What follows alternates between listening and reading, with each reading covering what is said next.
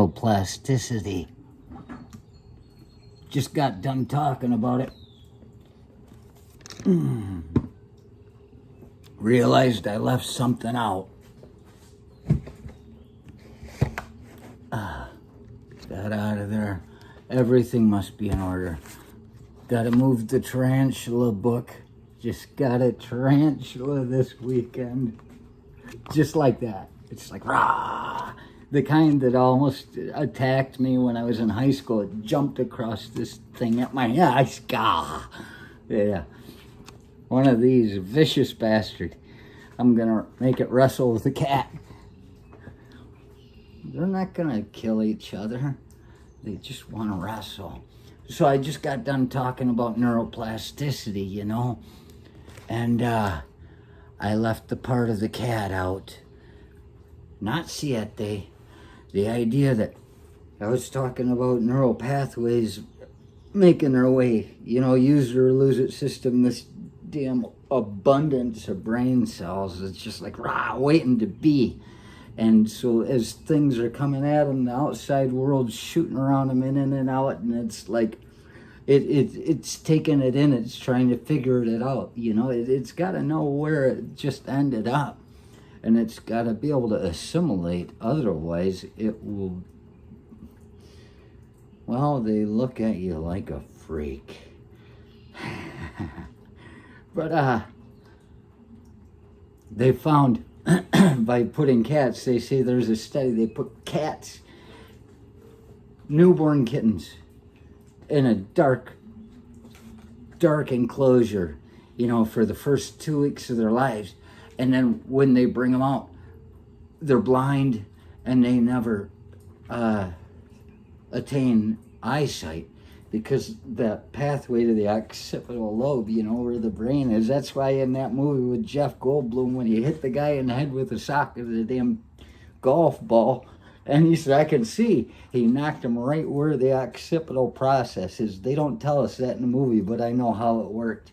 And so they say that scientists did this on cats, but I'm willing to bet that they just took studies that the Nazis did and said they did it to a cat instead.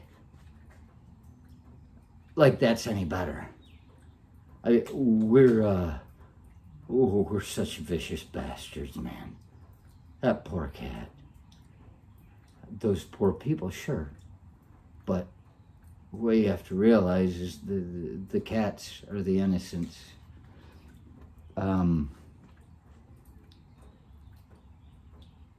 Every human being that walks is a bastard.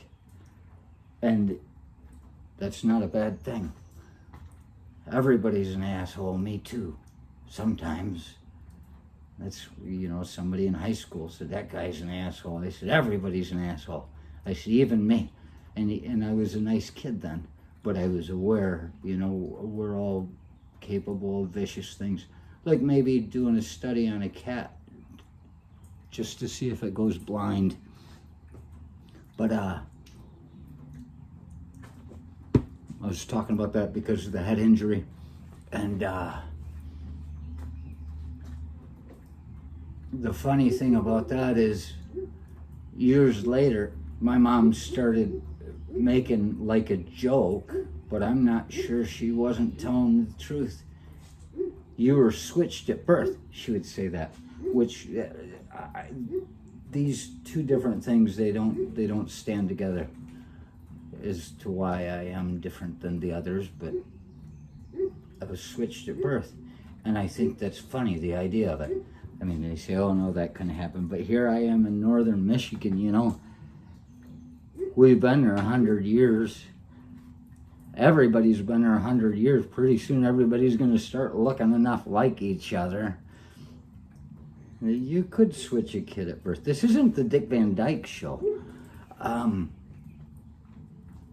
so I love the idea of actually having been switched at birth, because I think, here, I'm in this family going, yeah, and I'm only one. And they're like, just keep them over there. Just keep them over there.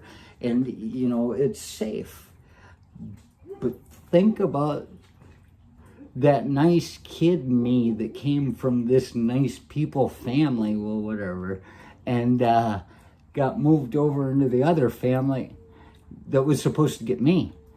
You've got like two brothers and a sister, a mother and a father, just standing around looking at you while you're in the corner, and they're going, ha, ha, ha, and he's getting the avoidance behavior going on. He's just shaking like a dog shitting razor blades, you know, and they look at each other and they say, I